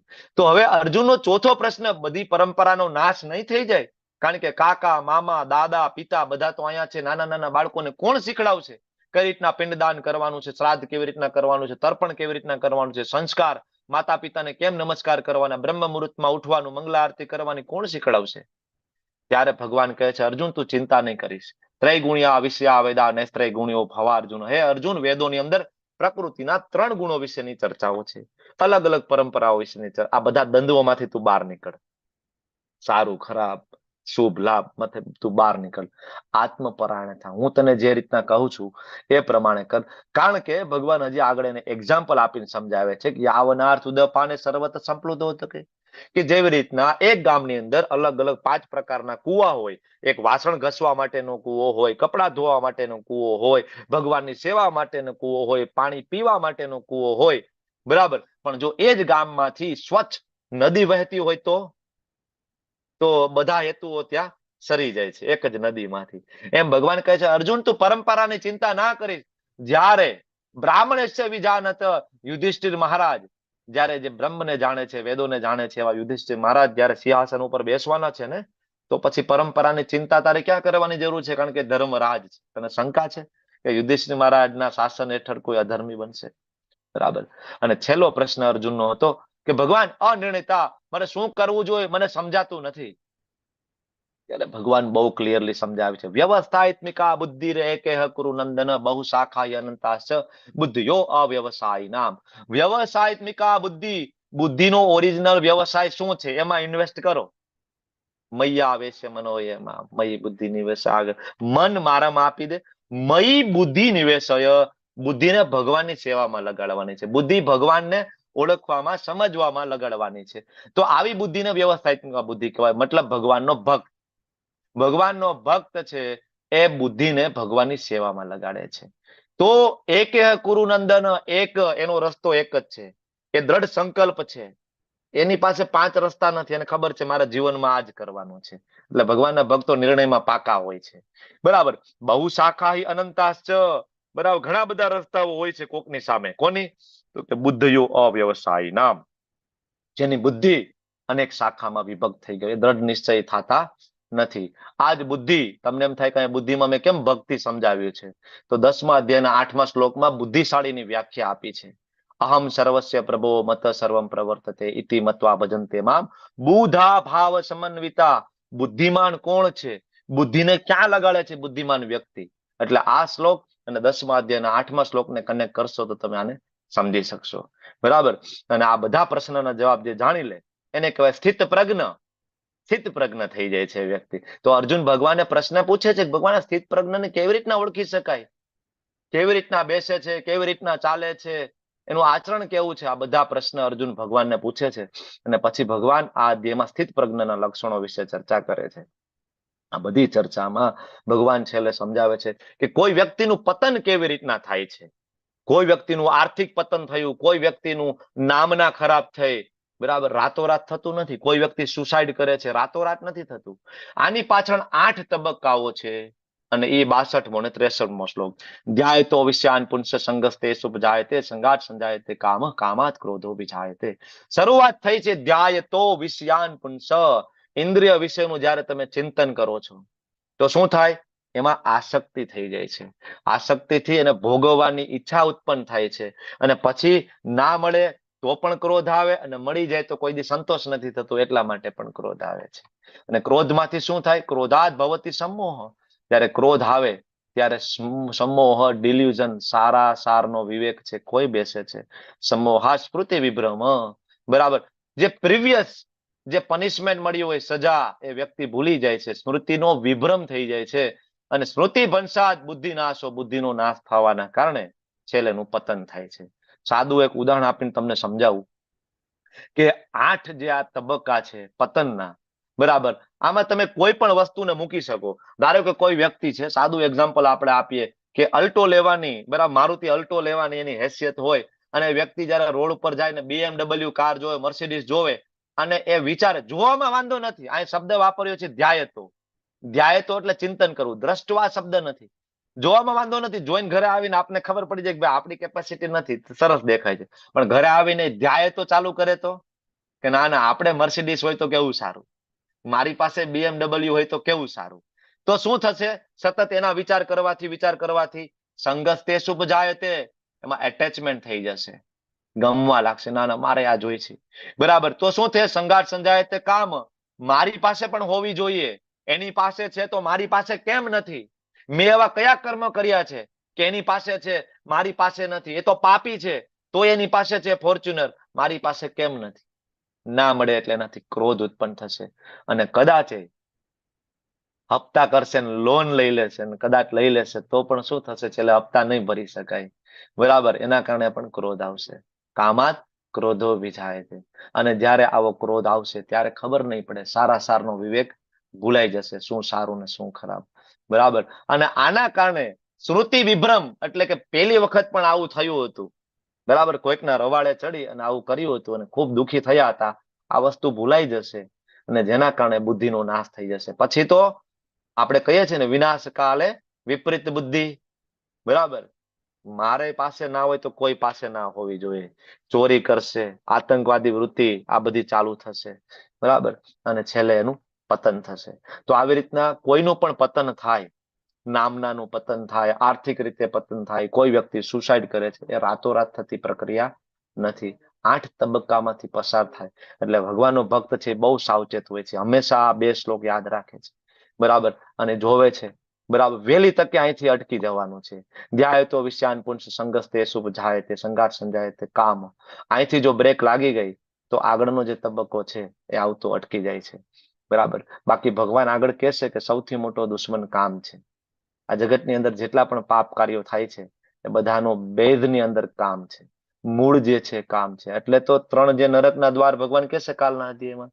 બરાબર. એમાંનું એક નરકનું દ્વાર છે કામ છે. એમાંથી બહાર નીકળવું વેરી ડિફિકલ્ટ છે, પણ ભગવાનના ભક્તો ભગવાનની કૃપાથી ધીમે ધીમે ધીમે એમાંથી બહાર નીકળી જાય છે. બરાબર. તો આવી રીતના આ જે બીજો અધ્યાય છે ત્યાં પૂર્ણ થાય છે. અને મહત્વની જે બધી જ ફિલોસોફીઓ ભગવાન આની અંદર એડ્રેસ કરે છે. અર્જુન કહે છે મને દયા આવે છે. ભગવાન કે અર્જુન, આપણે શરીર નથી, તું જેની દયા જેના ઉપર કરે તો શરીરની દયા છે. આપણે તો આત્મા છીએ. અર્જુન કે કોઈ આનંદ નથી. ભગવાન કે કેવી રીતના આનંદ નથી? 2 હાથમાં લાડુ છે, એક બાજુ સ્વર્ગ, એક બાજુ રાજ્ય. અર્જુન કે પાપ નહીં લાગે? અરે ભગવાન કે પાપ ની ક્યાં વાત કરે? તું ક્ષત્રિય ધર્મ નહીં નિભાવે ને તો તને પાપ લાગશે ઉલટાનું. દુર્યોધન જેવો રાજા બનશે આગળ, તને પાપ લાગશે. ભગવાન પરંપરાનો નાશ નહીં થઈ જાય. બરાબર. ભગવાન કે પરંપરા નહીં, તું યુદ્ધ ભૂમિ છોડીને ભાગી જઈશ ને તો નવી પરંપરા ચાલુ કરીશ. બરાબર. આગળ જતા બધા લોકો ભાગી જશે. જ્યારે મુશ્કેલીનો સમય આવશે તો કહેશે કે અર્જુન ભાગી ગયો તો અમે ભાગી જઈએ. યુદ્ધ ભૂમિ ઉપર અર્જુનને એવું લાગ્યું સામે કર્ણ છે, સામે ભીષ્મ છે, ગુરુ દ્રોણ છે, અર્જુન ભાગી ગયો, અમે ભાગી જઈએ. તો અર્જુન તું નવી પરંપરા ચાલુ કરીશ. બરાબર. એટલા માટે તું આદર્શ બનો. આગળ ભગવાન કહે છે 3જા અધ્યાયમાં. છેલ્લે ભગવાન કહે છે, છેલ્લે અર્જુન કહે છે ભગવાન કાંઈ સમજાતું નથી. ત્યારે ભગવાન કહે છે જ્યારે કાંઈ ના સમજાતું હોય મારા શરણે આવો, ભગવદ્ ગીતા વાંચો. એટલા માટે તમે જો વિશ્વના મોટા મોટા સાયન્ટિસ્ટો, મોટા મોટા વૈજ્ઞાનિકો છે, હંમેશા ભગવદ્ ગીતા રેગ્યુલર વાંચે છે. બરાબર. એપીજે અબ્દુલ કલામ સાહેબ જોવો તમે, મોટા મોટા સાયન્ટિસ્ટો, લગભગ બધા જ રિસર્ચ છે ભગવદ્ ગીતાના અનુસંધાને લોકોએ કર્યા છે. બરાબર. મોટા મોટા મોટિવેશનલ સ્પીકર તમે જુઓ, રેગ્યુલર ભગવદ્ ગીતા વાંચે છે. કારણ કે ભગવદ્ ગીતાની અંદર આપણા બધા પ્રશ્નોના જવાબ છે. ભગવદ્ ગીતા એવો ગ્રંથ છે, મેં ગઈકાલે કીધું હતું, એમાં કોઈ ધર્મ જાતિનો કોઈ ભેદ નથી. બરાબર. એમાં કોઈ આયુષ્ય મર્યાદાનો ભેદ નથી. બાળક વાંચે તો એને બાળકને જે જોઈએ એ મુજબ પ્રશ્નના આન્સર મળે. કોઈ જોબ કરતા હોય એને એ મુજબના આન્સર મળે. ગૃહિણી હોય તો એ મુજબના આન્સર મળે. સાયન્ટિસ્ટ હોય એમાંથી પ્રશ્નના જવાબ ગોત્યા છે ભગવદ્ ગીતામાંથી. મૂળ મુદ્દો એ છે કે શરણાગતિ સ્વીકારીને ભગવદ્ ગીતા જો આપણે શીખીએ તો જરૂરથી આપણને બધા જવાબ મળશે. વાંછા કલ્પતરુભ્યશ્ચ કૃપા સિંધુભ્યેવ ચ પતિતાનાં પાવનેભ્યો વૈષ્ણવેભ્યો નમો નમઃ. અનંત કોટી વૈષ્ણવ વૃંદ કી જય. શ્રીલ પ્રભુપાદ કી જય. ગુરુ મહારાજ કી જય. હરે કૃષ્ણ કૃષ્ણ